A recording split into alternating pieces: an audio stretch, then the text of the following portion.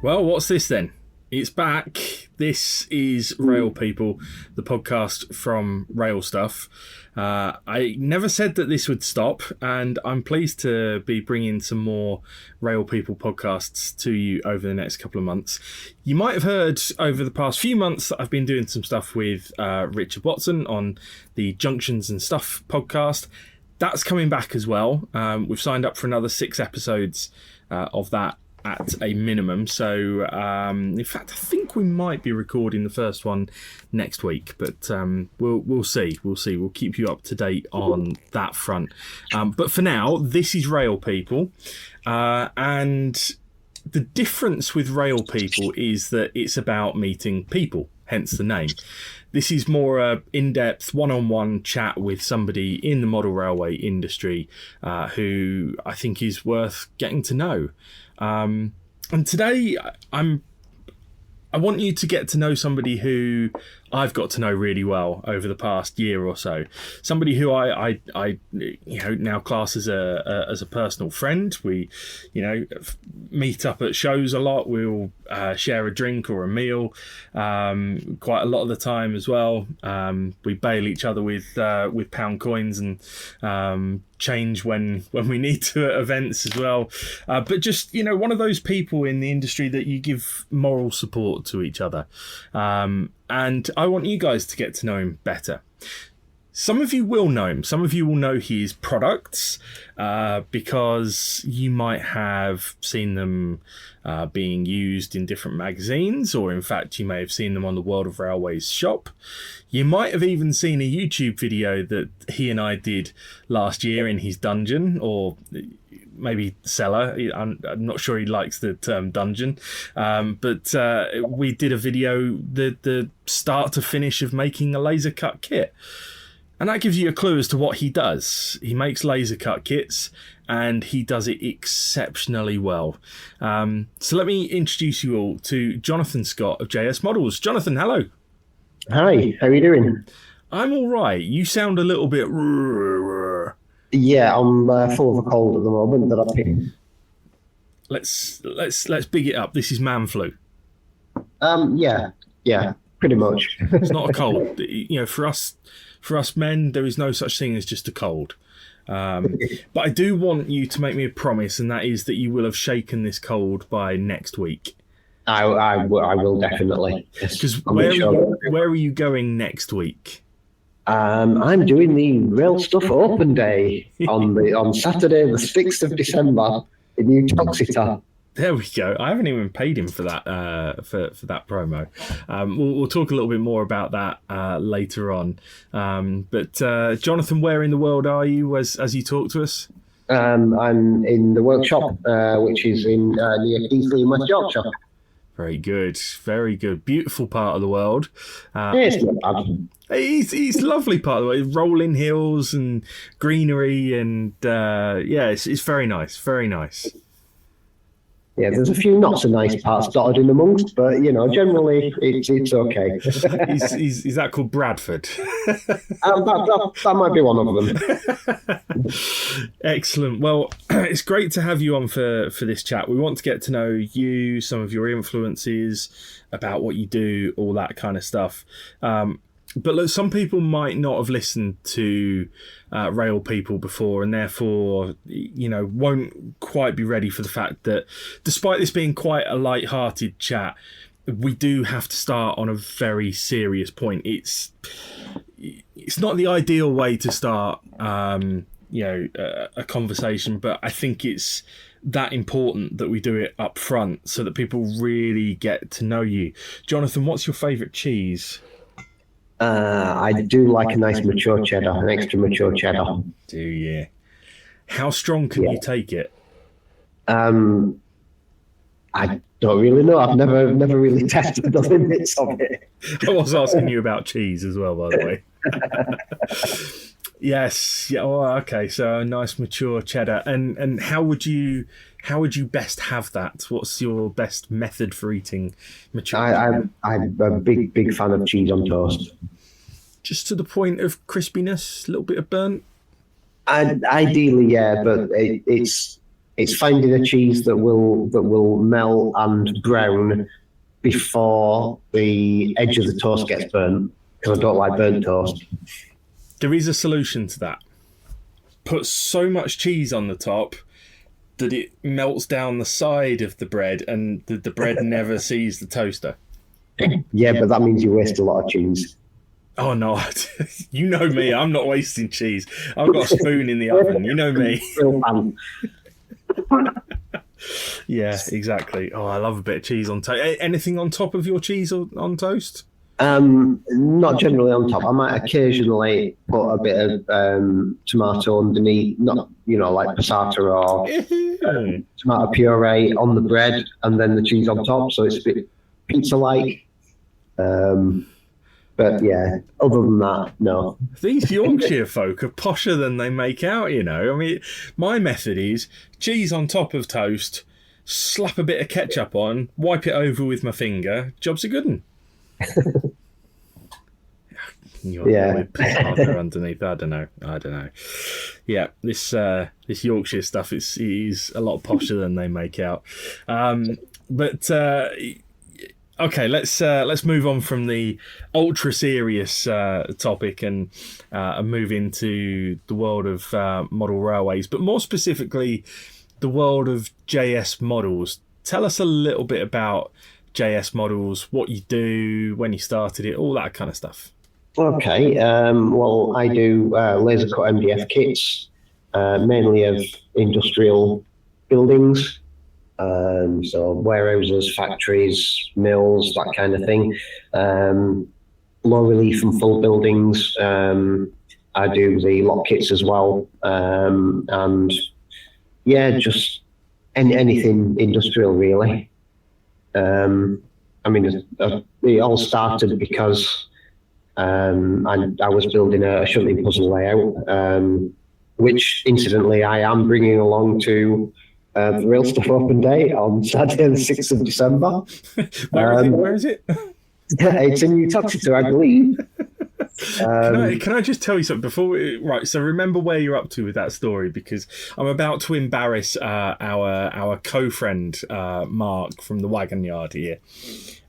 So Mark is of Australian origin, for those of you who don't know Mark. But we still like him.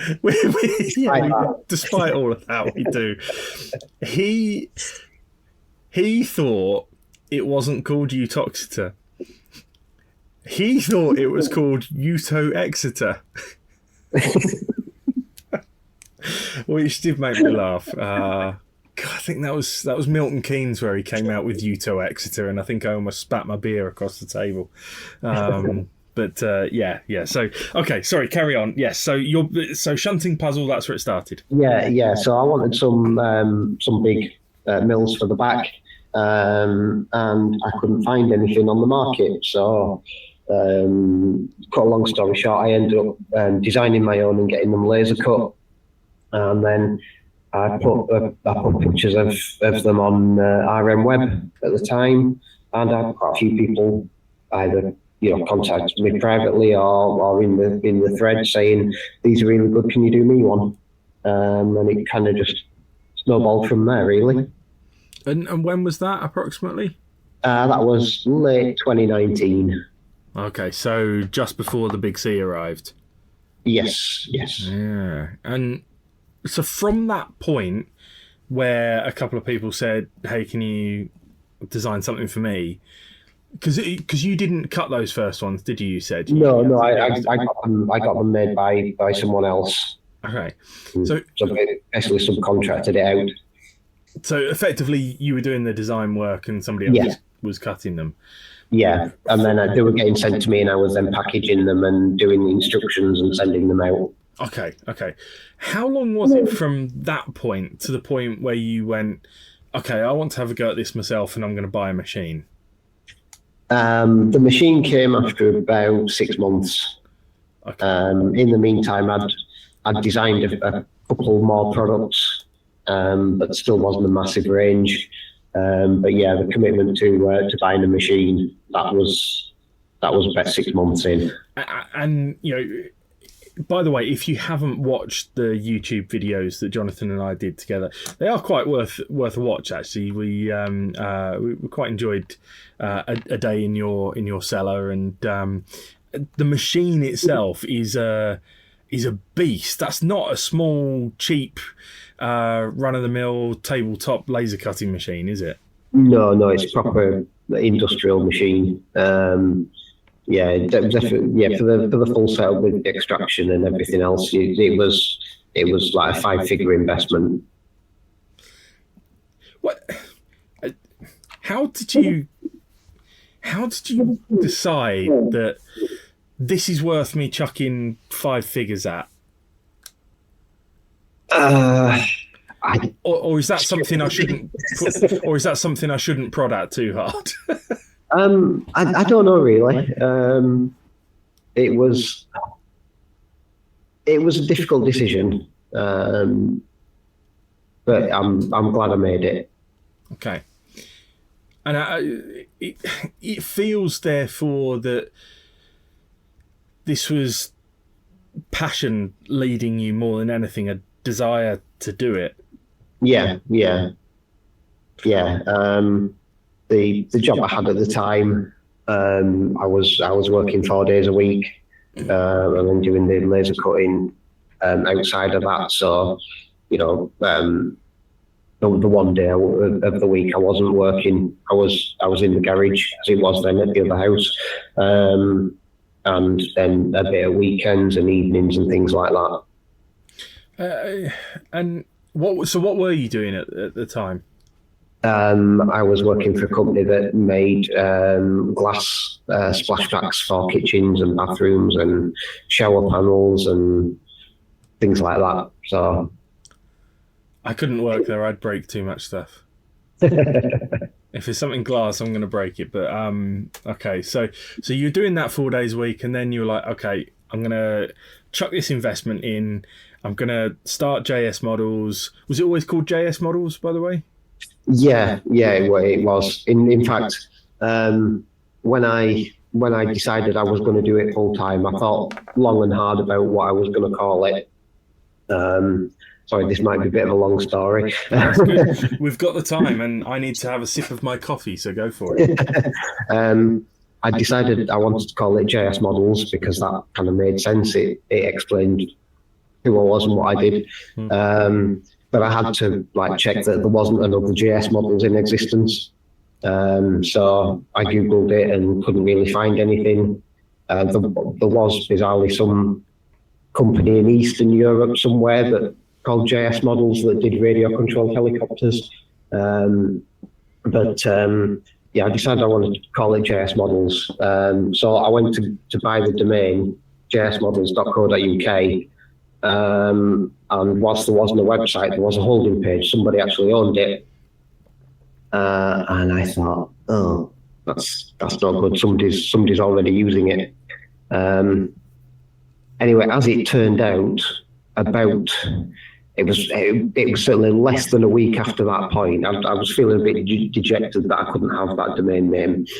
Within a week, I got an email from my domain company saying one of your domains is up for renewal, and the one that was up for renewal was jsmodels.co.uk, which I'd actually bought 2 years previously and completely forgotten about. Oh, you absolute muppet. Yeah. Oh no, somebody's got it. Oh, hang on, it's me. Yeah, exactly. That's so what do you think you'd bought it for back then? Can you remember? Well, it was for a project that I've been doing, funnily enough, about 2 years previous to that, where I was debating starting a business with some resin castings. But again, it was industrial buildings. Okay. But that didn't work out. But you got the name. Yeah.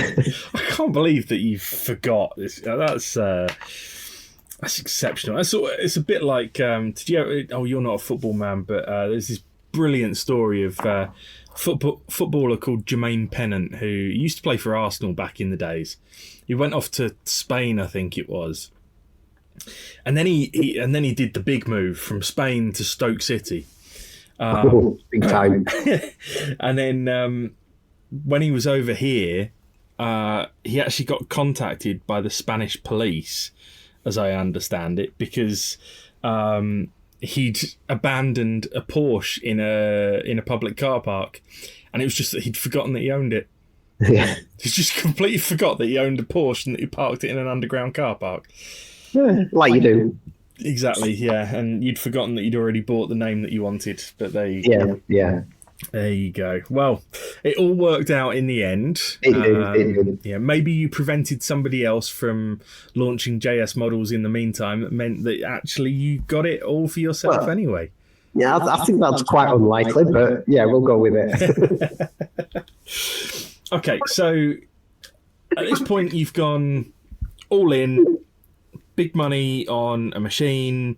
You're sort of doing a day a week plus weekend stuff as well.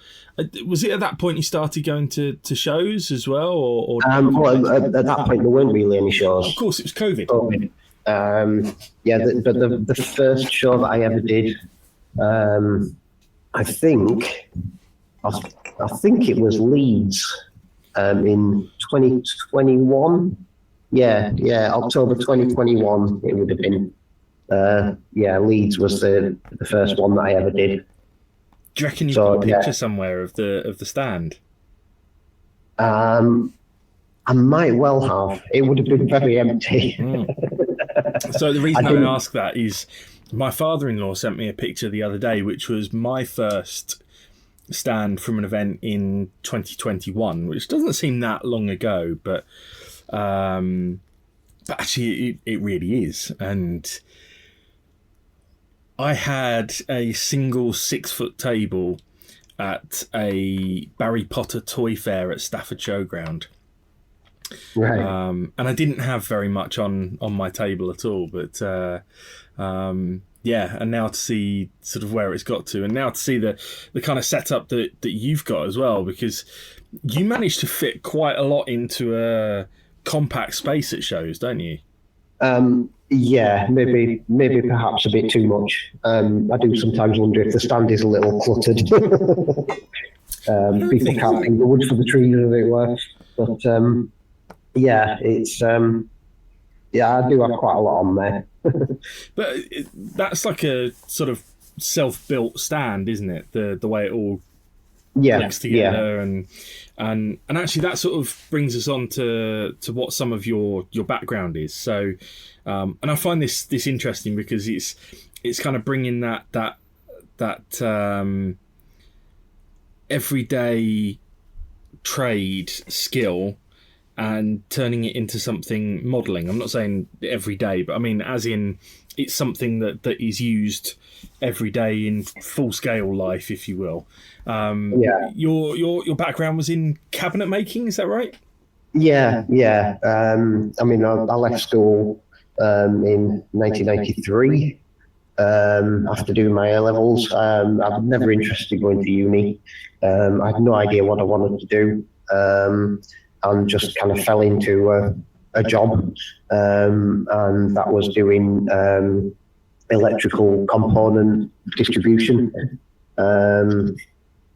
And I did that for about 10 years. At a couple of different places, and just decided that I'd had enough of that and I wanted to go back to college and do cabinet making. So I did that, and then kind of moved into the cabinet making and kitchen industry from there. Were you always fairly handy then? So you always had a bit of, you were a DIY type person? Yeah, definitely. Yeah, I've always liked doing things. And did you get that from family, or has that just come natural to you? From my dad, I think. My dad was an HGV driver, but he was a modeler, That's where I get the modelling side from, I guess. So when I was growing up, he had a layout in the cellar, just in one room. It was maybe 14 foot by 10 foot, something like that. Quite a big layout, a lot of track, not a lot of scenery. And he. I guess that's where I get my love of modern railways from. So was he a big railway enthusiast as well then? Not a full size railway enthusiast really. More just the modelling side, I think. And what about you? You're into real world railway or? Not particularly. It might sound a bit odd, but I like model railways. I'm not that bothered. Full size railways. I can take it or leave it. Really, I mean, if I happen to be somewhere and there was a like a preserved railway and I had nothing better to do, I might go along. But I wouldn't go out of my way to go and visit a preserved railway. I'll go and see a loco passing through somewhere. I've never been train spotting. So yeah, it is just the model side really. I've done other modelling. I've had other modelling interests in the past. I've done a bit of military modelling. I've built and flown radio-controlled helicopters, and RC cars, and various other things. But come back. I came back to the model railways, kind of 2015 probably. So. It's kind of interesting actually, coming across someone who is so heavily involved in model railways, but wouldn't really class themselves as a railway enthusiast that much. I suppose to a certain extent it's similar to myself. I mean, yeah, okay, I like real world railways, and I'll go and take a ride on a heritage railway. I've got things that I like from the past and things like that. But I'm more into this for the scenics and the storytelling of a layout. Is the same for you? Yeah, definitely. It's the whole kind of creating a miniature world, I suppose. It's that side that grabs me more than. I mean, operating layout is okay. I don't mind it. But it's the building of them and the designing of it and things like that interest me really. Yeah, it's interesting. So I guess a bit like me, when you're at a show and somebody comes up to you and they start talking to you about the latest this or that, and they start quoting, southern region this and western region that, you're a little bit blank like me, I guess. Yeah, maybe. Yeah. I mean, nobody's quite as blank as you, but. Wow. That's true. I'll take that because it's true. Yeah, thanks for that. No. All right. But I guess, I mean, is that one of the reasons why you lean towards the industrial buildings? Is that you're more interested in that side of things, or is that an influence thing? Why is it that you focus on sort of industrial stuff? Where I'm from, there are a lot of industrial buildings around. It's a big part of my childhood, I suppose. And that's where the interest in the canals comes in as well, because my dad was involved in the Rochdale Canal Society as well. That was one of his interests. So he was involved in restoring and reopening the Rochdale Canal in the 70s and 80s. So yeah, it's just an environmental thing, I suppose. And the reason that I started doing the industrial model kits is because that's what I needed for the layout at the time. And, that I guess if I was building a different type of layout and I'd needed a station building, it might have gone a different way. But no, I mean, the industrial side, I tend to focus on because it interests me. And also, there's very little else of it out there. I mean, if I was to do signal boxes and things like that, there are a multitude of other companies that do signal boxes. I mean, the world doesn't need another Great Western Railway signal box kit. There are enough of them in the world. Yeah, I'm sure there'd be somebody out there saying, "Oh no, we need this specific one," or yeah. So, I mean, it's great that you're able to kind of focus on what your passion is. Do you think that ever holds the business back, or do you think it's your strength? I wouldn't say it holds the business back. I mean, I get people coming up to me all the time at the show saying, "Oh, you should do this instead, and you should do that." And it's like, if I did do a particular signal box kit, then yes, there might be a market for it, but there will also be a market for the multitude of other things I've got on my to-do list that I don't have time to do already, without adding other things to it. Yeah. I mean, what holds the business back, if there was anything, is myself and my availability and time. Like yourself, probably, I would guess. Yeah, well, I mean, you've got family to look after. Plus, you do a couple of days a week doing another model railway related job. Yeah. So I do laser cutting mainly full time. But I do also work 2 days a week for a company in York called Train Tracks, who import and sell Kato, Engage, Japanese outline stuff, and some American and European stuff as well. And so I do a bit of everything for them. So anything from picking and packing orders to photography and an occasional video and building bits for the exhibition stand and things like that. All sorts, really. And for those of you that have been following the £100 layout series on the RailStuff YouTube channel, when I've mentioned in the past that Jonathan at Train Tracks has been helping me, it's this guy. And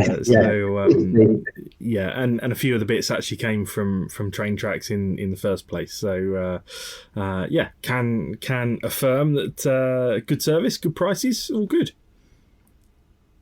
Yeah. Am I getting a commission from your boss now, do you think? Or you'd have to ask him. Yeah, okay. I'll wait until Glasgow to do that. I'm looking behind me. You can't see it because I've got a virtual background on, but the £100 layout is over there, and there is work going on it. Not so much of it has made it to YouTube, because I'm trying to focus on actually getting the thing to a displayable standard ready for the RailStuff Open Day on the 6th of December in Uttoxeter. And in fact, earlier on this week, I was baking sawdust in my oven. That was entertaining. It worked out really well, actually. So I saw that on Facebook, and I did think, why on earth is he doing that? But yes, of course, it's for that, isn't it? Yes, I managed to get hold of some free sawdust, and then I used some cheap acrylic paints to recolor it, and then cooked it in the oven, and all worked out very well. So it's hopefully I'll be able to bring some more of that to people that have been following the series very, very soon. And it was me thinking it was a new product line you were going into. Well, you never know. Coloured sawdust, that is what some scatter product is anyway. That was certainly the future in 1954. Yes. Yeah, so hey, why not go back to the future? I say. I don't know. Maybe I'll turn my kitchen into a real production line of sawdust in multiple different colours. I'm sure the missus would approve. Yeah, maybe not. Might be a little bit dangerous with Billy running around as well. But anyway, so let's talk a little bit more about the kind of kits that you do before talking about some of the projects that you work on as well. In terms of kits, what would you say is your best-selling stuff? What's your best-selling kit? The best-selling kit is probably the low-relief factory backing brick, because it's the one that is kind of most prominent on the display stand shows, I guess. I know from a past in the kitchen industry, you go in kitchen showrooms, people will tend to buy what's on display. If you say you can have this in a multitude of different colours or different finishes, they will generally pick the one that they can see in front of them. Yeah. And I think that's just a universal thing. Yeah. That's probably my best seller. And the lock kit's quite a good seller as well. And what gauges do you do these kits in? I do kits in N gauge, double O, and O gauge. So I started out just doing double O. Then I added a couple of O gauge kits, and then a few more. And then I launched the N gauge range a couple of years ago now. And that is steadily, very slowly growing. Not as quick as I would like, but again, it's just a time issue. Have you looked into TT? I am getting asked for it more and more. My stock answer is generally I have no plans to do anything in TT yet. My reasoning in the past has been that my stuff is very suited to small industrial layouts. And generally people don't build small industrial layouts in TT because the stock isn't available. To start off with, it was all like mainline stock, mainline locos, big coaches. So that was kind of my fallback excuse, as it were, not doing it. But as more and more things are released, it's becoming more. It's like I say, I do get asked for it more and more. I think probably at the show last weekend, National Festival of Railway Modelling, I probably got asked for TT 7 or 8 times over the weekend, which is the most. Generally, it's been like 2 or 3 at a show. Yeah. I've certainly noticed TT growing in popularity. Obviously, now I've got the true to scale ballast products, and those being available in TT. Yeah. Sales of that in TT are pretty strong, actually. So, I think that there are certainly more and more people heading in that direction. But it's interesting. Somebody said to me the other day that actually now is about the right time when people are starting to take their original investments into TT and turn them into a layout and starting to do the scenics and the ballasting and the buildings and all that kind of stuff. Watch this space, I guess, for how TT grows. No, I think it will. I think it's here to stay. A lot of people, when it was first launched, a lot of people, maybe even myself included, thought it might just be a bit of a flash in the pan, and it might not stay around. But I think it will. And I understand that the people that model TT, they want buildings as well, and I would like to do that, but at the moment, like I said earlier, I think I don't have the time to do what's on my to-do list as it is. So adding an entire other scale is not something that I have time for at the moment, because that's the thing with the laser cutting. Because with 3D printing, if you want to do it in a different scale, to a certain extent, it's just a case of rescaling the drawing. And then you've got a bit of work to do generating the supports and things like that. But it's relatively easy to change scales with 3D printing. But with laser cutting, it's not quite as straightforward because the materials that you're cutting it from remain the same thickness. So, if I've got a kit, like most of the double O gauge kits are 2mm MDF. If I do, if I rescale that drawing to a different scale, the material thickness doesn't change by the same percentage as the overall drawing, if you like.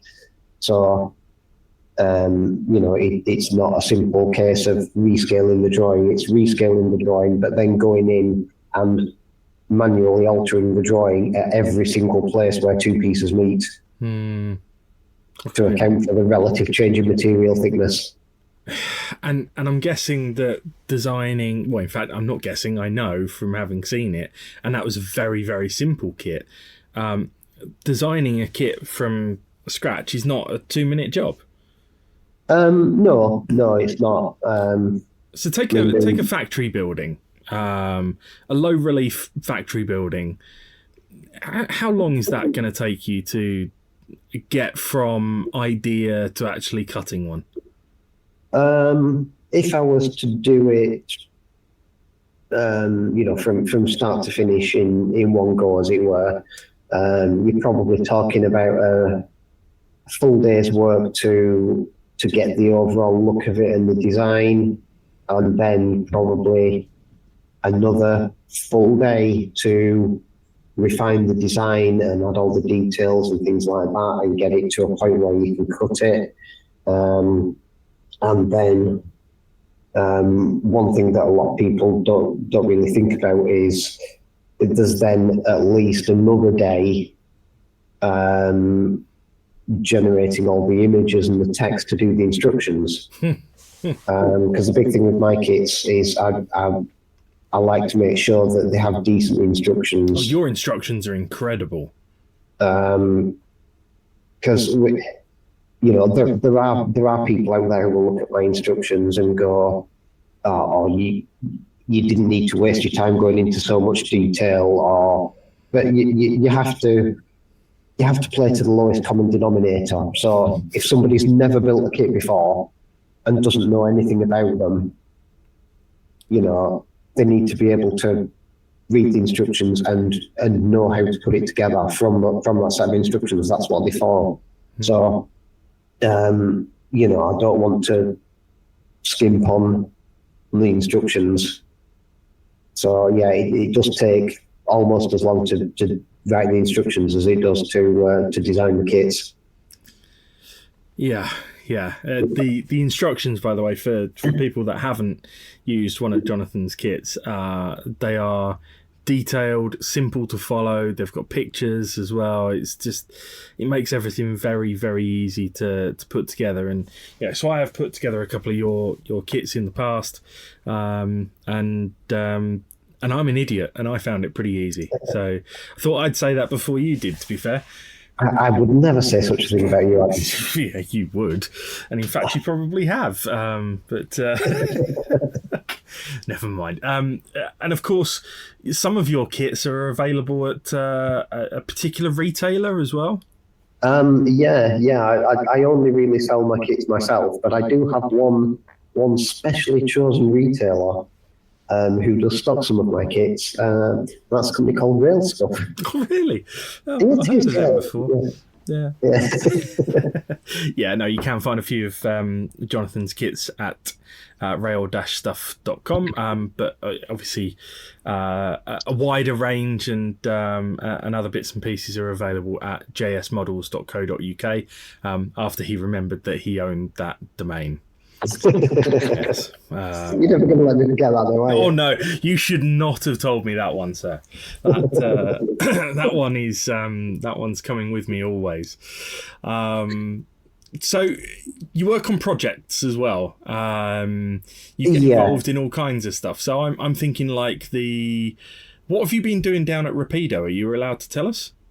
Yeah, I think so. Rapido Trains UK.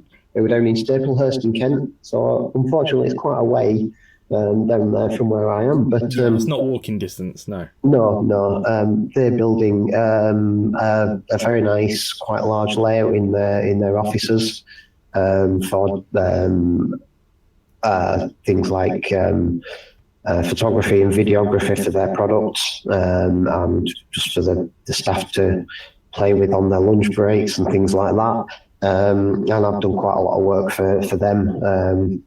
Myself and Dan Everson from Tunnel Lane Mod Railways, who will also be at the RailStuff Open Day. Who will also be at the, yeah. We've done quite a bit together. So I've done quite a lot of kits, both standard and customised, and some bespoke stuff as well.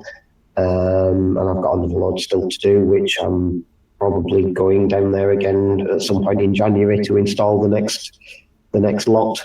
So yeah, that's quite interesting. I mean, there's the standard kits which are available from stock, but I also offer customization of those standard kits. So if people like the look of a building, but they want it a slightly different size to fit a particular space, then I can do a customized version of it. Or if it's a 4-story building, but they need a 6-story version that's twice as long, then I can do that. And then I do full-on bespoke commissions as well. So basically designing buildings from scratch. Everything from the first one I ever did was excuse me. Was Llandudno Junction Station Building, which is a nice model. I'm quite proud of that one. The guy that I did that for has recently moved house, but he's taken that with him, and he will be putting it on his new layout. And then I never actually got down to finishing all that, because there was the station building and the canopy, but then there's a big overbridge as well. And the overbridge I didn't get done before he moved out of his old place. So I've got that to do, which will probably be early next year sometime. I did a very interesting one, which was the Great Western Bovinder store at Didcot. Which no longer exists, which was basically a massive shed where they manufactured all the horse feed for all the horses that the Great Western Railway owned. So that was off the top of my head, I think that building was about 4 feet long in double O gauge, and about a foot wide and 15, 16 inches high. So that was quite a beast. That's a fair amount of wood to cut. Yeah, and a lot of bricks to engrave. Yeah. And when you do, like you're doing the stuff for Rapido, or do you then do the painting as well, or do you hand that over to others to do that? No, generally I don't do painting. My painting skills aren't the best. I mean, the stuff for Rapido, like I said, working with Dan Everson, I did a load of retaining walls and tunnel mouth and things like that, which was quite a long run. So what we did was I cut all those and assembled them, and then took them down to Kent and met up with Dan, and he painted them. Then I installed them, and then I did the scenery around them and stuff. So yeah, it was a bit of a joint effort on that. But yeah, he did the painting before I installed it. So yeah, he's quite good at what he does. He's Dan. I'm sure he won't mind me saying that. I think he is. Yeah, he's not so bad, is he? No, he's all right. He's getting there. Yeah. I'm quite looking forward to. So he's bringing his new Sugarloaf to the open day next weekend. So I'm quite looking forward to seeing that, because I think he had it with him at Getz. He did, yeah. But I didn't get a chance to see it. So I'm quite looking forward to seeing it, which would be nice. And I'm sure he's bringing a couple of other bits to have a look at as well. But yeah, and then you're bringing your shunting puzzle. I am. I'm bringing the shunting puzzle layout, which is the other side of the room from me now, which is at about the same level as completion as it was in 2020 when I started the business. Excellent. Good. I had hoped to do a bit more on it before the open day, but I don't think that's going to happen. So it's coming as it is, and it all works. It all runs. So good. What kind of locos are we going to see on there? What kind of movement? Well, it's a shunting puzzle layout, so it's an actual puzzle. So yeah, it's got a little Hornby 48 DS, the little Ruston shunter, little 4-wheeler, which has got it's DCC, and it's got a nice big stay alive in it. So yeah, all right. Yeah. These stay alives that people talk of, can I get one put in me? You could get one put in you. I'm not sure what good it would do you. yeah. Those moments at a show those moments at a show where you find yourself flagging a bit. You could just do with a stay alive in there too. Yeah, I think that's called 1 o'clock on the Sunday. Oh God, yeah.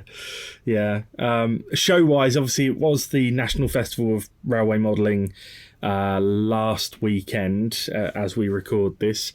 Was it a good show for you?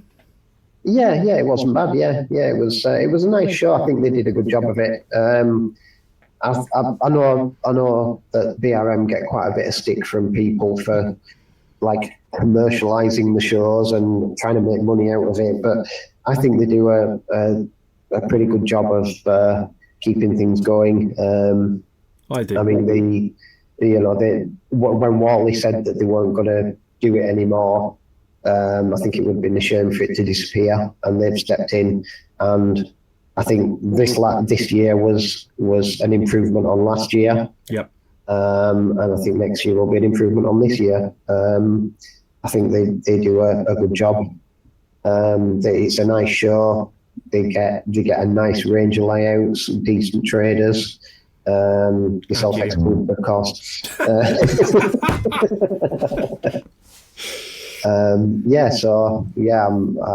do like doing the Warner shows. I mean, one of the first shows I did. In fact, I think it was the second show that I ever did. First one was Leeds in 2021, and then the Doncaster one, which was the first one back after COVID, in February 22. That was the first proper big show that I ever did, and I do really like the Doncaster show. Mm-hmm. It's one of my favourites. Whereabouts in the hall are you normally at Doncaster? I can't remember. I am kind of middle-ish. But they always stick me on an outside corner. So I have a slightly different setup at Doncaster than I do at pretty much any other show. So instead of the standard 8-foot stand that I have a 6x6 corner layout. Only reason I ask is it looks like I might be moving for next year, because I've asked to increase to an 18-foot from my normal 12-foot, and that means I'm going to move.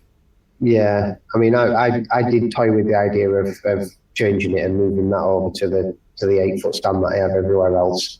But I think for next year at least, I'm just going to stick with it as it is now. I just hope that if I go to 18-foot stand, that we don't end up with like an hour to pack down like we did this year. Or how ridiculous it was, but yeah. Anyway, but no, I agree with you. I think Warners do a good job, and it was interesting to hear that they've taken over the the promotion and organisation of the Manchester show for. Yeah, well, I was going to mention that, but I didn't know whether it was common knowledge. But you No, I mentioned didn't either. But Yeah, I didn't know either, but I decided, screw it. I'm just going to say it anyway. Yeah. I mean, I've done the Manchester show a couple of times, but I haven't done it the last couple of years. Yeah, it's the thing with that is, for me, it's just too close to Christmas. I mean, this year it's even closer because I think they've moved it on a week. I think when I did it, it was like the first weekend in December, which has now been taken off by some open day somewhere down near Stoke. Oh yes, yeah. I thought, what's he talking about? Yeah, yeah, very good. Yeah. No, it's a good time of year. But yeah, it's now the second weekend in December, and it's less than 2 weeks before Christmas. So it's just, it's not the ideal time for me. So yeah. Well, I've already told Warners that I'll have a slot there for next year. I'm going to give it a go. I've never done it before, so we'll see. We'll see. But how many shows have you done this year? Approximately. I think off the top of my head, somewhere like 13, 14, I think. Probably somewhere around that. Yeah, it's quite a lot, isn't it? And yeah, you enjoy doing that? I do. I do like doing shows. I mean, some shows are better than others. It's always the way, isn't it? But, go on, name the worst one. You what, sorry? Name the worst one. I do that. No, I know you can't, but I thought it was worth an ask, see if you fell for it. No. What's your favourite show of the year? You can do that. I've already told you. You're not listening. Doncaster.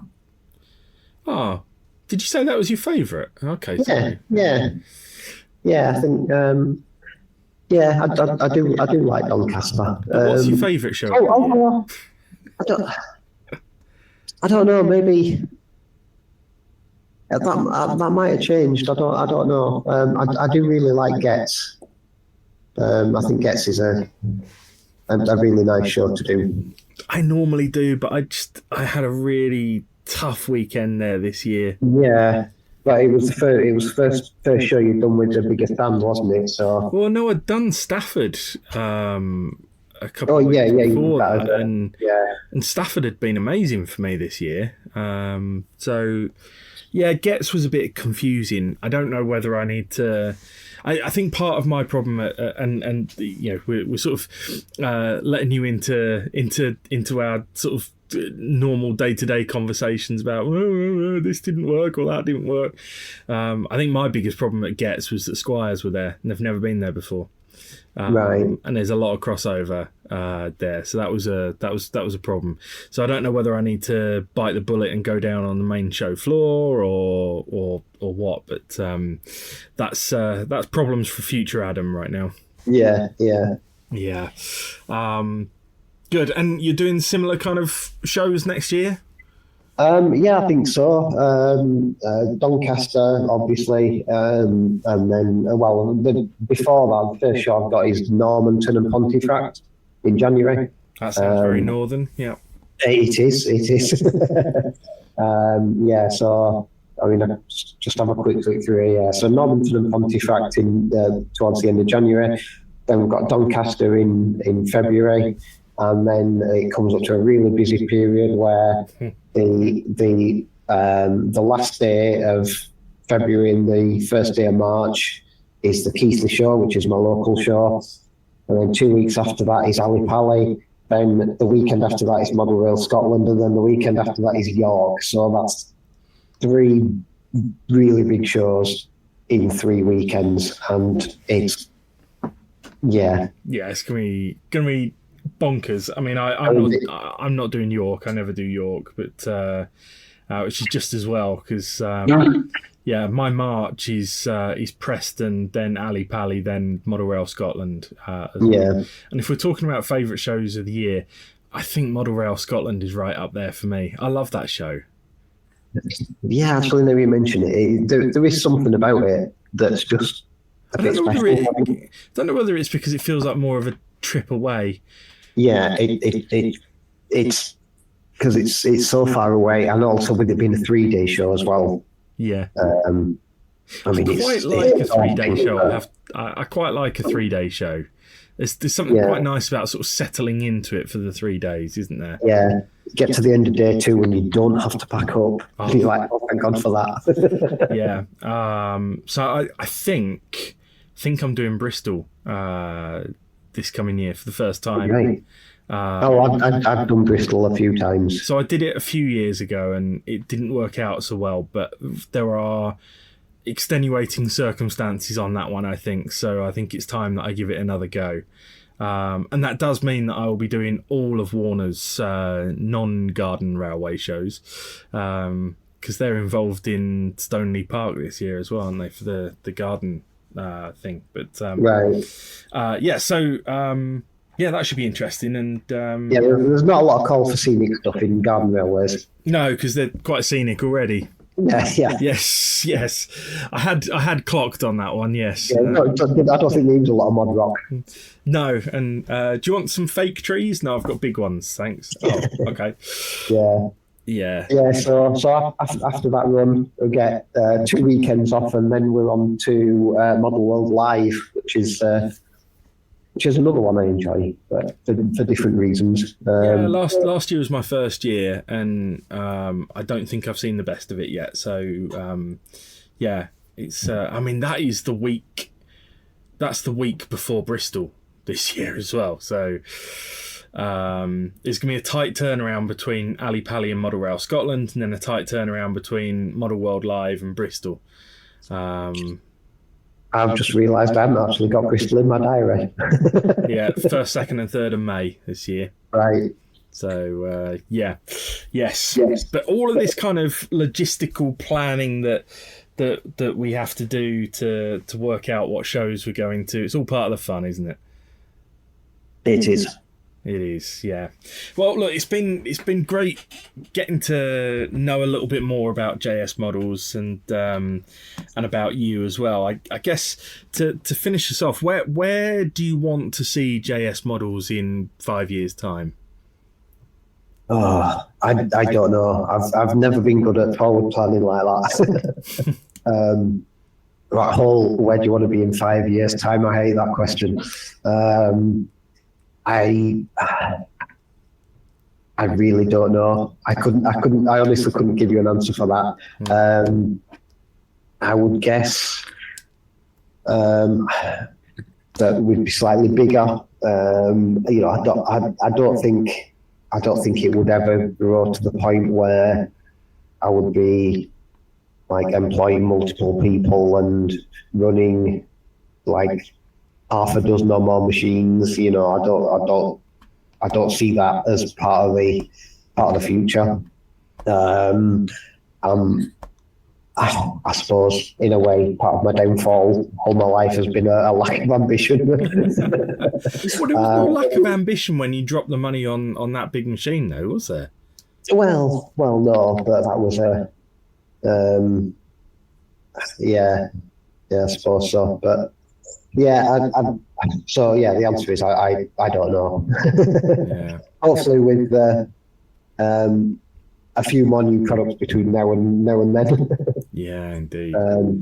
New products is something that I really need to work on. I haven't really done much of anything new for quite a while, and it is something that needs to happen. But it's just finding the time to do it. Yeah. But it'll happen eventually. It will. Well, look, I'm glad that we've ended up sort of meeting on the show circuit over the last couple of years, and me it was too. nice to have somebody to share a beer with at the end of the day. And Absolutely, even if we did have to endure queues at Weatherspoons this week, but worse things have happened at sea and all that. Yeah. But look, thank you very much for giving up your time to talk about a JS Models and yourself and your background. It's always interesting to hear. Next place that people can find you is obviously the RailStuff Open Day. But if anyone wants to buy something from you right now, where do they go? It's jsmodels.co.uk. And they can find you on social media as well? Facebook. I am also on Instagram, but I don't really know how Instagram works. So I don't really use that a lot. It's stuff copied over from Facebook. Yeah. And I have a YouTube channel as well. But again, there isn't much on there. I would like to do more, but time is an issue. So primarily jsmodels.co.uk and Facebook page. And the Facebook page, Best places to get hold of you. And also, whenever you see Jonathan's stand on a list at a show, make sure to go and say hello. Let him know that you heard the podcast as well, and you heard all about him, and he's forgetting about his domain ownership and all that kind of stuff. Like you said, I'm never going to let you forget that one. No. But there we go. So thank you very much for giving up your time, good luck with it going forward. Thank you very much, and I'll see you next week. So that was Jonathan from JS Models. I'm sure you'll agree, a very, very nice guy, easy to chat to, and really knows his stuff as well. So it was fascinating watching him build and design a kit from scratch when I went and spent some time with him in his workshop earlier on this year. It's an art doing the kind of stuff that these guys do, and it's bringing a added level of realism to our model railways that we've never seen before. So, as everything changes, these are the pioneers that bring us the new and wonderful kits. Jonathan's still on the line in the background, and he's laughing at the fact that I've just called him a pioneer, by the way. But spoilt my outro. I don't know. But anyway, that is the latest episode of Rail People. There will be more coming soon, and the return of Junctions and Stuff with myself and Richard Watson, sponsored by Accurascale. Thank you to them for that. You can come and join us all at the RailStuff Open Day, 6th of December, Stramshall Village Hall near Uttoxeter. You can check out the RailStuff website for more information on that, and of course our socials. And if you need to buy yourself some scenics, accessories, anything like that, including all of the true to scale ballast products that are in stock now. We've got loads of new AK Interactive and MiG ammo stuff as well to go and have a look through. All kinds of fun stuff at rail-stuff.com. And on top of that, just to let you know, modelpaintstuff.com is coming very, very soon. So for those of you that are particularly into the painting and weathering and airbrushes and all that kind of stuff, then watch out for that. It's coming really soon. But for now, thank you very much for listening to Rail People. Bye now.